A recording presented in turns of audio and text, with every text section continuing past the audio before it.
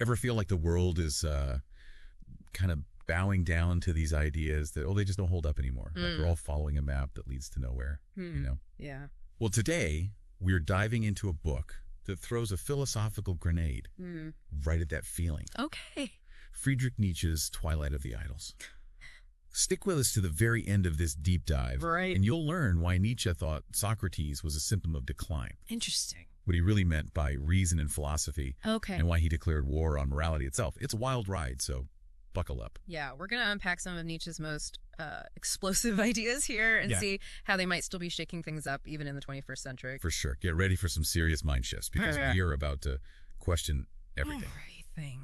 All right, so Nietzsche kicks off Twilight of the Idols with this seriously bold statement. Okay. He says he's going for a full-on revaluation of all values. Wow. I mean, that's not exactly subtle, is it? No, not at all. It's like he's saying everything you think is important. Yeah. We're putting it all on trial. Yeah, he's not pulling any punches. So why did he feel this was so necessary? Like, what was going on that made him want to just completely upend everything? Well, Nietzsche was living in a time when the foundations of Western thought were really starting to crack.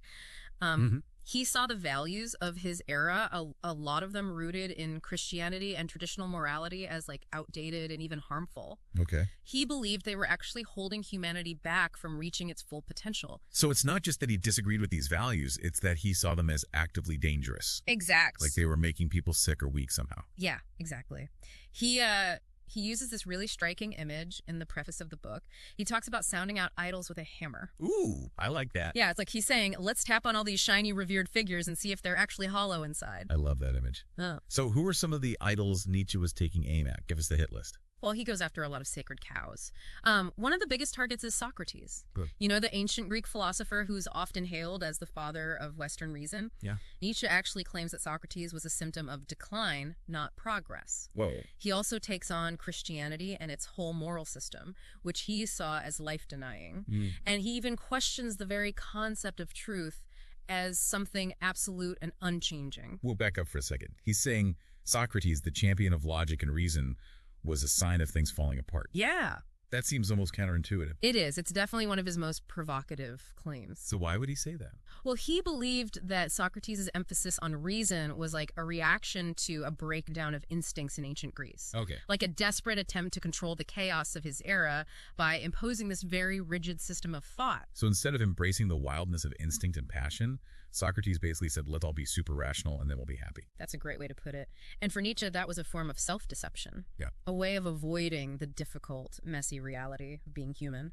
Gotcha. He believed that true philosophical inquiry should grapple with those primal instincts, not try to shut them down. Okay, that's already making me rethink a few things. Now, there's this other part in Twilight of the Idols that I found a bit tricky. Okay. This idea of the true world becoming a fable. Can you help us navigate that one? Absolutely. Nietzsche presents this kind of history of how the idea of a true world, like some perfect transcendent realm beyond our everyday experience, evolved over time and ultimately became meaningless. So it's like this philosophical game of telephone where the message gets distorted with each passing whisper. Exactly. It starts with Plato, who believed the true world was attainable in this life, like a place of pure forms accessible to philosophers. Okay. Then, as Christianity takes hold, the true world shifts to the afterlife, a reward for the faithful. Right. And over time, it becomes more abstract, more of a moral ideal. But eventually, people start to realize this true world is a fantasy. It's useless. And that's where Nietzsche steps in and says, enough with this true world nonsense. Let's focus on the world we actually live in. Exactly. He wants us to abandon the search for ultimate truths and embrace the richness of our present embodied experience. That's a pretty radical shift in perspective. How do you think that change in thinking would impact how someone approaches the challenges in their life, just day to day? That's a great question. It encourages us to find meaning and purpose in the here and now, to engage fully with the world as it is, rather than longing for some idealized realm. It's about embracing the beauty and the struggle of being human, without seeking escape in fantasies. So instead of trying to transcend our earthly existence, Nietzsche is saying we should dive headfirst into it.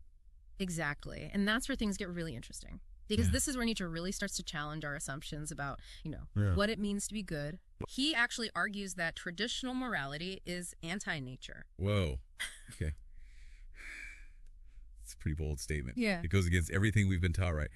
what exactly did he mean by that? Well, Nietzsche believed that traditional morality, especially the kind that grew out of Christianity, was basically a war against our natural instincts. Okay. You know, it's a system designed to suppress our desires, our primal urges. Right. And he argues that this actually makes us weaker, less vital. So it's not about finding a balance between our instincts and our morals.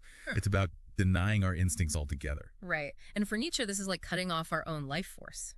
He uses this image of the church trying to tame humanity like you would tame a wild animal. Okay. You might make the animal obedient, but you also end up making it less alive, less itself. That's a powerful image. And it connects to something else I was curious about, this idea of the spiritualization of passions. Right. Sounds kind of mystical. Yeah. What was he getting at there? Nietzsche wasn't saying that we should just give in to every impulse or anything like that. Right. He was saying that we should refine and elevate our desires instead of trying to eradicate them completely. Okay. He uses the example of love. You know, it can be a raw, consuming force. Right. But when it's spiritualized, it becomes something more profound, more enriching. So it's not about getting rid of the passion. It's about transforming it into something greater. Exactly. And he even applies this to our enemies. Oh, wow. Okay. He says that our enemies can actually be a source of strength if we use them to challenge ourselves, to push ourselves to grow. Oh, that's interesting. I never thought about it that way. It's almost like he's turning traditional morality on its head. Yeah. Instead of seeing our instincts as something to be feared and controlled, he's saying they're the key to a more powerful, fulfilling life. Yeah, that's a great way to put it. And this leads us to another important part of Twilight of the Idols, Nietzsche's identification of what he calls the four great errors. Okay, let's dive into those. What are these fundamental errors in human thinking that Nietzsche's so concerned about? Well, the first one is confusing cause and effect. Okay. Nietzsche says that humans have this tendency to mix those up, to attribute events to the wrong causes. Like, let's say someone wins the lottery and they say it's because they've been a good person. Right, like they're somehow deserving of it. Exactly. Nietzsche would say they've confused the effect, winning the lottery, with the cause, being a good person. Okay. In reality, there's no causal relationship there. Right. It's just chance. So it's about seeing the world clearly without imposing our own narratives onto it. Right. What's the second error? The second error is false causality, which is similar to the first, but even trickier. This is where we create connections between things that are actually unrelated. They're always looking for explanations, even when there aren't any. It's like seeing patterns where none exist. Isn't that part of how conspiracy theories take root? Absolutely. Then there's the third error, the error of imaginary causes. This is where we invent causes to explain things we don't understand. So this is where superstition comes in, like blaming a bad harvest on an angry god. Exactly. We fill the gaps in our knowledge with made-up explanations. Gotcha. And then there's the fourth error, which might be the most challenging one for people to accept. Okay. The error of free will. Hold on, he's saying free will is an error? Yeah. But isn't free will like the foundation of our whole moral system? That's what makes this idea so radical. Okay. Nietzsche argues that free will is a complete fiction. It's a way of making us feel responsible for things that are ultimately beyond our control. So instead of being masters of our own destinies, he's saying we're more like actors following a script we didn't write. That's a good analogy. And Nietzsche believed this illusion of free will traps us in a cycle of guilt and punishment. You know, if we truly believe we have free will, then we also believe we're fully responsible for all our actions, even the ones that are driven by unconscious impulses or forces outside our control. Okay. I'm starting to see why Nietzsche was considered such a controversial figure. Yeah. Now he doesn't just identify these errors in thinking. Right. He also points to certain people who perpetuate them. The so-called improvers of mankind. That's right. He's talking about figures like priests, philosophers, and moralists. People who claim to know what's best for everyone and try to impose their values on others. So they're like social engineers trying to mold humanity into their ideal image. Exactly. And Nietzsche saw them as dangerous because they're driven by a will to power that's often disguised as altruism. They think they're helping humanity, but in reality, they're often just trying to force everyone to conform to their narrow worldview. It's like a gardener trying to make every plant in the garden grow in the same way, even if it goes against their nature. That's a perfect analogy. And Nietzsche believed that this kind of social engineering actually stifles growth and creativity. He wanted to celebrate the diversity and complexity of life, not try to force it into a predetermined mold. It sounds like he's really challenging us to think for ourselves, to question the authorities we've always trusted. He is. And he doesn't just challenge abstract ideas. Yeah? He also turns his critical eye on his own culture, his own people. Okay. He has a whole section in Twilight of the Idols called What the Germans Lack. I'm guessing he wasn't exactly singing their praises in that section. No, not really. What did he see as the shortcomings of the German spirit in his time? Well, he was worried about what he saw as a decline in German intellectualism. Okay. a lack of depth and seriousness. Mm-hmm. He felt that German culture was becoming too focused on practical matters, on nationalism, and on what he saw as the numbing effects of alcohol and Christianity. He even takes some pretty pointed jabs at specific people in a section called Skirmishes of an Untimely Man. He does. Didn't he compare George Sand, the famous French novelist, to a fertile writing cow? He did, and he called Carlyle, the English essayist, an English atheist who makes it a point of honor not to be one. Oh, wow. But it's important to remember that for Nietzsche, humor was a weapon. Right. He used it to expose hypocrisy and mediocrity. So he wasn't just trying to be funny, he was using humor to make a philosophical point. Exactly. He wanted to shock people out of their complacency, to make them question everything they thought they knew. Mm-hmm.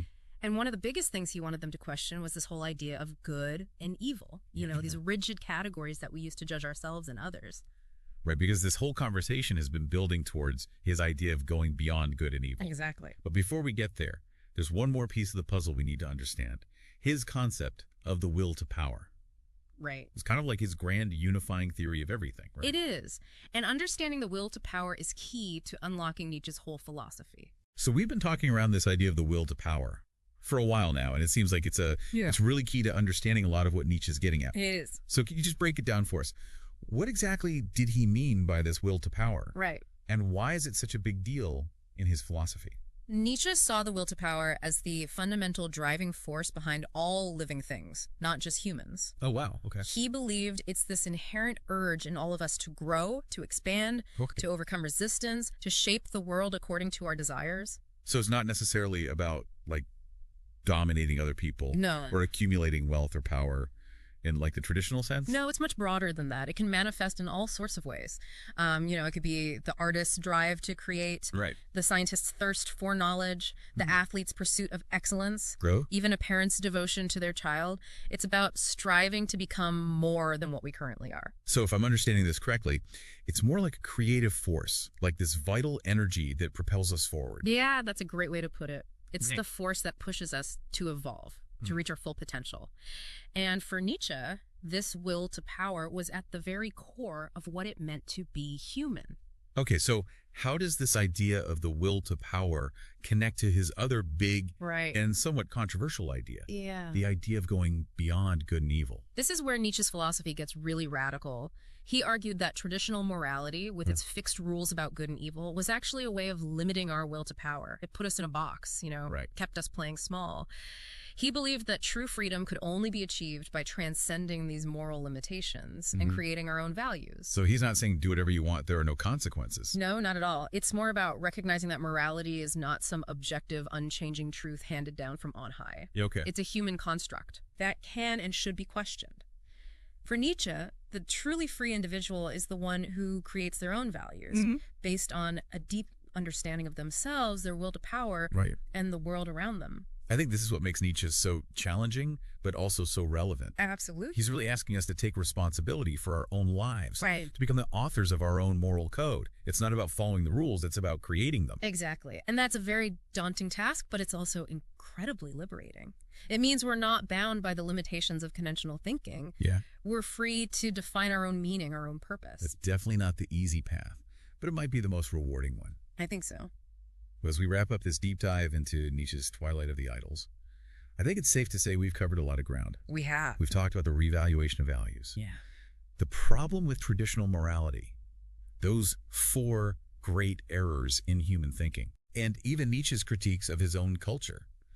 But I think the most important takeaway here is this idea of the will to power and the potential it holds for each of us. I agree. Nietzsche's philosophy is a call to action. Yeah. It's a challenge to question everything, to push beyond our comfort zones, right, to become the best, most fully realized versions of ourselves. And maybe to start sounding out some of those idols in our own lives and see if they really ring true. Exactly. Thanks for joining us. It's been a pleasure. Until next time.